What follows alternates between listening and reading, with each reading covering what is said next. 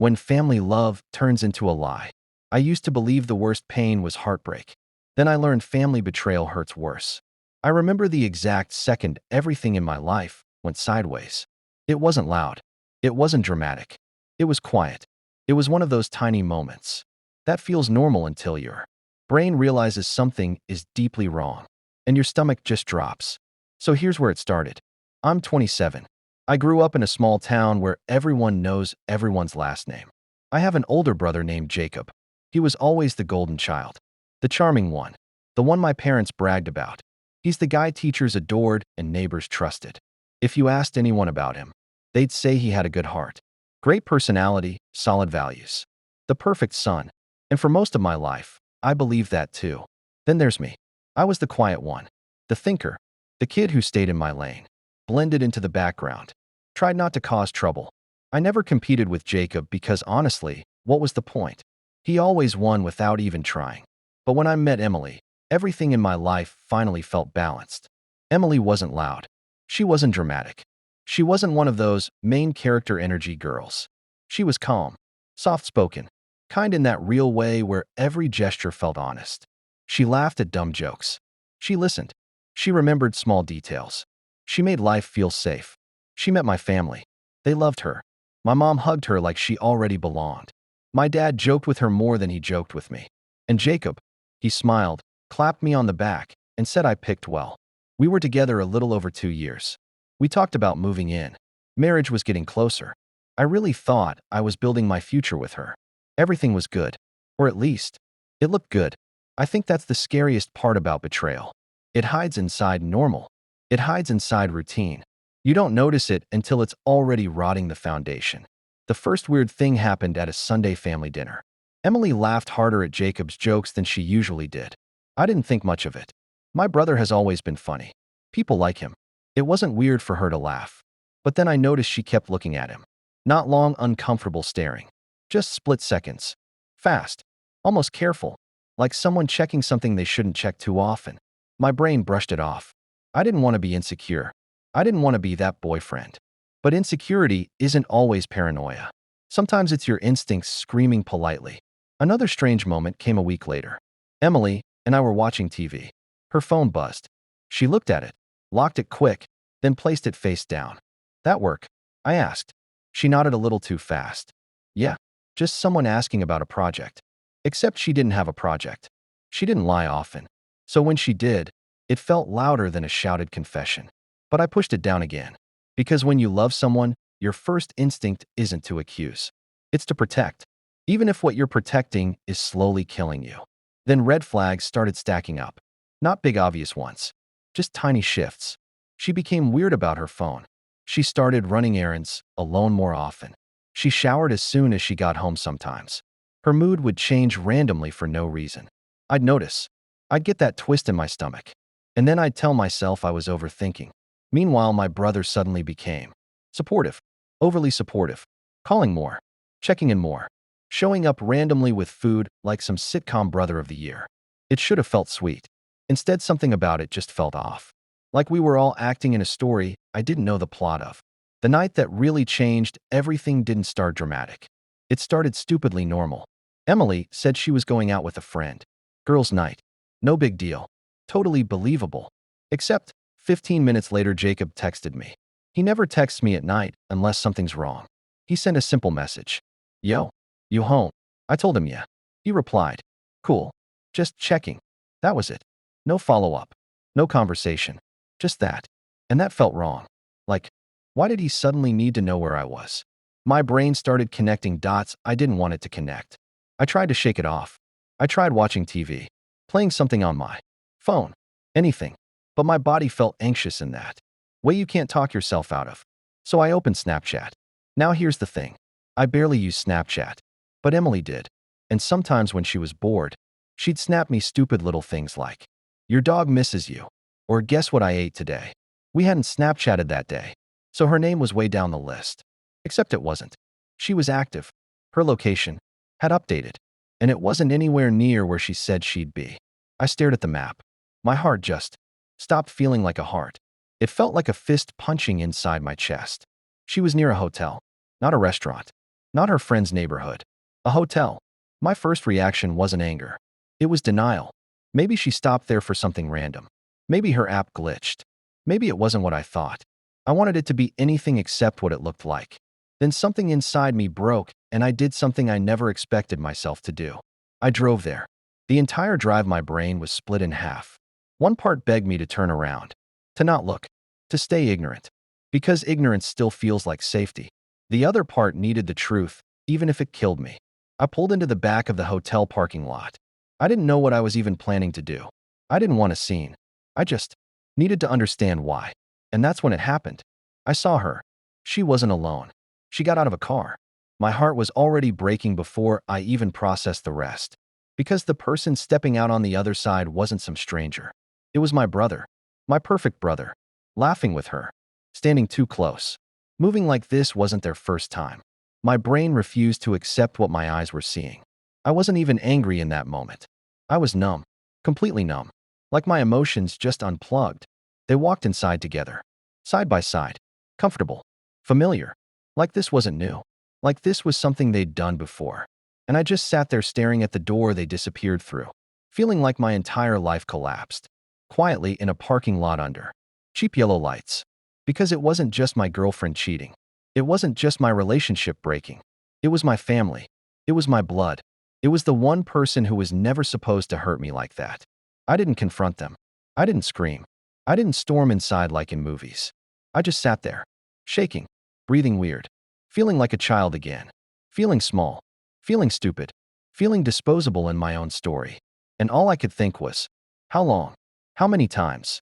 How many family dinners did they sit across from me knowing what they were doing? How many times did they laugh together behind my back before I noticed? I stayed in that parking lot for almost an hour. No music, no calls, just silence and my thoughts tearing my heart apart. When they finally came out again, smiling like nothing was wrong with the world, I ducked down. I didn't want them to see me. I didn't want them to know I knew. Not yet. They drove away together. And I drove home with a version of myself that didn't exist anymore. I walked into my apartment. Everything looked the same, but everything felt ruined. That night, I didn't sleep. I just sat in the dark replaying every moment of my relationship. Every laugh, every hug, every, I love you. And suddenly all of it felt contaminated. And the worst part wasn't even the cheating. It was realizing that the two people I trusted most chose to do this to me. On purpose. Knowing exactly who they were hurting. That was the night I learned family betrayal doesn't feel like getting stabbed. It feels like someone quietly blowing out the light in your chest and leaving you alone in the dark. The next morning didn't feel real. It felt like I woke up inside someone else's life. I stared at the ceiling for a long time, trying to convince myself maybe it was a dream. Maybe I imagined it. Maybe I misunderstood everything. But denial only works for a few seconds before reality hits again. I didn't text Emily. I didn't call Jacob. I didn't tell anyone. I just stayed quiet. Not because I was calm, but because I didn't trust my own voice yet. I knew if I spoke too soon, it would come out as rage or tears. And I didn't want either. I wanted clarity. I wanted control of something when I had just lost everything. Later that day, Emily showed up like nothing happened. She hugged me. She kissed my cheek. She smiled. And I stood there frozen. She smelled like the same perfume she always wore. The same hair. The same clothes. The same routine. Except I knew it wasn't the same anymore. She asked about my day. She laughed. She talked about random things like grocery shopping and weekend plans. And I just watched her. Not the way someone watches their partner. I watched her the way you watch a stranger you're trying to figure out. At some point, she reached for my hand. And I flinched. She noticed. Are you okay? She asked. I lied. Yeah, just tired. She believed it. Or maybe she wanted to believe it. Either way, she didn't push. That night, I couldn't take it anymore. I needed answers. I needed the truth, even if it broke me more. So I tested her. I told her I might go visit my parents soon. You know, just casually dropping it into conversation. Her reaction? She froze for a second. Not long. Not obvious. Just long enough for someone paying attention to see it. Then she smiled a little too hard and said, yeah, that would be nice. That 1 second told me everything. She was scared. Not of losing me, but of getting caught. For the next week, I watched. I paid attention. I noticed things I never noticed before. She texted someone and turned slightly away. She smiled at her phone, then forced her face neutral. She made excuses to leave after visiting my parents. She laughed extra hard at Jacob's jokes again. I saw guilt in her eyes sometimes. But guilt didn't stop her. I saw hesitation in my brother too. But hesitation didn't stop him either. The truth is, when people cheat, they don't just cheat once. They build a new world. And I was starting to realize. I was just a guest standing in the background of my own life. Then one night, it finally snapped. Emily went to shower. Her phone buzzed on the bed. I wasn't the person who checked phones. I always believed trust meant respecting privacy. But this wasn't trust anymore. This was survival. My hands were shaking so hard when I picked it up. I didn't even need to search. The message was right there. From Jacob. No nickname. No disguise. His full name. Like he didn't even bother hiding anymore. His message said 3 words. Miss you already. My chest tightened. My ears rang. I scrolled. And my heart completely broke. There were weeks of messages. Flirting. Inside jokes. Plans. Memories. They talked about me. About how he'll never find out. About how we didn't mean for this to happen. About how we just clicked. She told him she loved him. He told her he loved her back. They didn't just cheat. They fell for each other behind my back. Every word I read felt like a punch. Every sentence felt like someone ripping pages out of my life. I didn't notice at first, but I was crying silently. Not because I lost her. Because I lost my brother too. Because I lost my family. Because I lost the version of my life I thought was real. Emily came out of the shower laughing about something on TV, and she froze when she saw my face. She looked at her phone in my hand, and she knew. Everything stopped. Her face went pale. Her body tensed. Her eyes filled with panic. She whispered my name. I didn't yell. I didn't scream. I just asked one question. How long? Silence. She didn't answer. So I asked again. How long? Her lips trembled. She finally whispered. Almost a year. Almost a year. A year of lying. A year of pretending. A year of kissing me while loving someone else. A year of smiling at family dinners knowing what she and my brother were doing. A year of me being the fool in my own relationship. I couldn't even stand up for a moment. I just sat there feeling my entire world collapse. She tried to explain. It just happened. We didn't mean to. It wasn't supposed to go this far. I still care about you. Every word made it worse. Because cheating doesn't just happen. Betrayal is a choice. And they chose it over and over again. I finally said the words I never thought I'd have to say. Get out. She cried. She begged. She tried to touch me. I pulled away like fire burned me. She packed slowly, crying the entire time. And the weirdest part? I still loved her, even while she destroyed me. That's the sick part about love. Your heart doesn't switch off just because you finally know the truth. When the door finally closed behind her, the silence felt heavier than anything I've ever felt.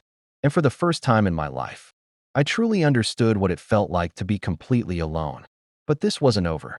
Because I still hadn't faced the one person I never imagined I'd have to confront. My brother. I didn't text Jacob. I didn't warn him. I didn't give him time to prepare lies. I just drove to my parents' house because I knew he'd be there. He practically lived there whenever things got stressful in his life. Ironically, he ran to the same house whose family he was destroying. When I pulled into the driveway, I had to sit there for a second and breathe. My hands were shaking on the steering wheel. My heart felt like it was beating in my throat. I wasn't angry yet. I was hurt. Deep, bone-deep hurt that didn't even know how to turn into anger yet.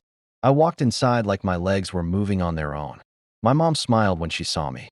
She started talking about dinner plans, about how she was happy I came over without warning. I barely heard her. I just asked one question. Is Jacob here?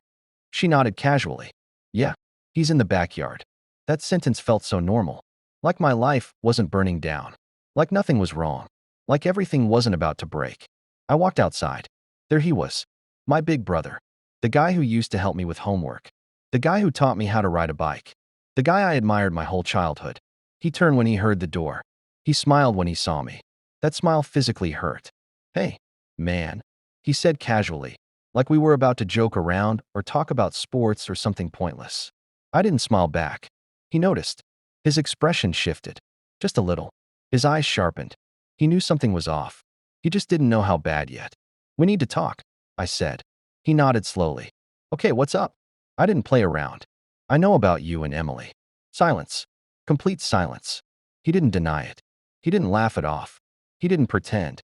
His face immediately dropped. And in that moment, I realized something painful. He wasn't shocked that I knew. He was shocked that it finally caught up to him. He looked away for a second, took a slow breath, then rubbed his face like he was trying to wipe the guilt off. "How much do you know?" he asked quietly. That question broke something inside me. Not, "What are you talking about?" Not, "This isn't what you think." Not, "You're wrong." Just, "How much?" "Enough," I said. "Enough to know it's been happening almost a year. Enough to know you were with her last night. Enough to know you both looked me in the eyes and lied." He closed his eyes. Like he couldn't even look at me while I talked about the damage he caused. "I didn't want you to find out like this," he finally said. That sentence was insane to me.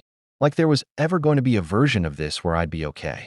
"You shouldn't have wanted me to find out," I said. "You should have wanted to not do it." He swallowed hard. He tried to walk toward me. I stepped back. That hurt him. Good. He deserved to feel at least a fraction of what I felt. "It wasn't supposed to happen," he started. I laughed. Not because it was funny. Because it was pathetic hearing the same excuse from both of them. "Stop," I said. "Don't feed me that. You're not a kid. You didn't trip and fall into her for a year. You didn't accidentally text her every day. You didn't accidentally meet her behind my back. You didn't accidentally tell her you loved her. You chose this. Every day. Over and over. Knowing who she was to me." His eyes started watering. I had never seen my brother cry. It didn't make me feel better. It just made everything heavier. "I love her," he finally whispered. Hearing those words out loud hurt worse than anything so far. Because now it wasn't just betrayal. It was replacement. He didn't just steal my girlfriend. He took my place. "We didn't plan it," he said. "We got close. We talked. We connected. We tried to stop. We really did.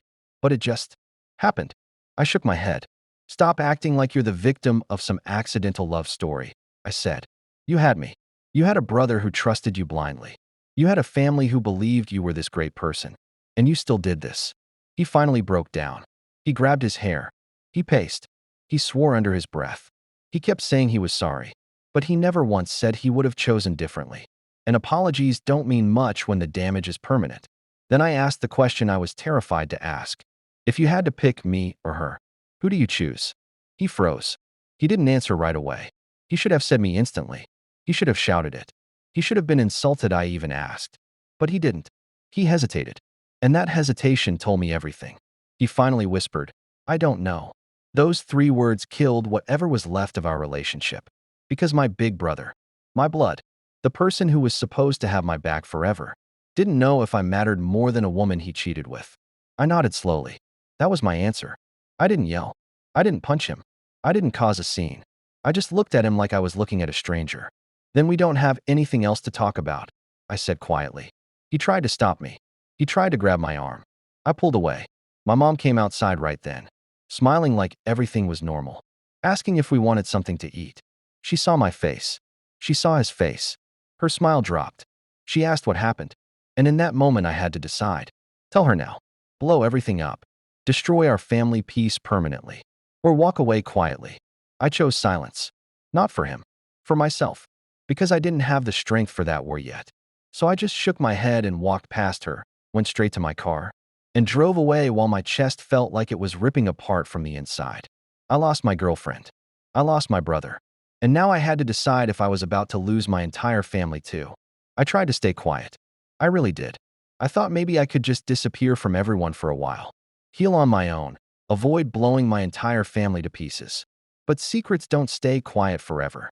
Especially ones like this. For 2 weeks I barely spoke to anyone. I ignored calls. I dodged texts. I told my parents I was busy anytime they asked to see me. I wasn't busy. I was just broken. My mom started worrying. She kept asking, "Did something happen between you and Emily?" I'd just say, "We broke up. I don't want to talk about it." She didn't push it first. But mothers know when something deeper is wrong. One night she called again. Except this time. She was crying before I even said hello. She said, "Please come over." Her voice wasn't worried. It was scared. So I drove over. My stomach was in knots the whole way there. When I walked in, the house didn't feel like my home anymore. It felt tense. Heavy. Like the air itself was bracing for impact. My dad was sitting at the table. Jaw tight. Arms crossed. Silent. My mom's eyes were red. She looked like she hadn't slept. Jacob was there too. He couldn't even look at me. The room felt like a bomb waiting to explode. My mom finally broke the silence. Tell me the truth, she said. What happened between the three of you? Three of you. That's when I knew. She already suspected something. I didn't want to say it out loud. Because once you say it, it becomes real in a way that ruins everything permanently. But I couldn't protect them anymore. I couldn't protect the picture of the perfect family they always wanted. So I just said it. Jacob was sleeping with Emily. For almost a year. Silence. Then everything shattered. My mom didn't cry immediately. She just stared forward like her brain couldn't load the information. Then it hit her, and she broke. Not little tears,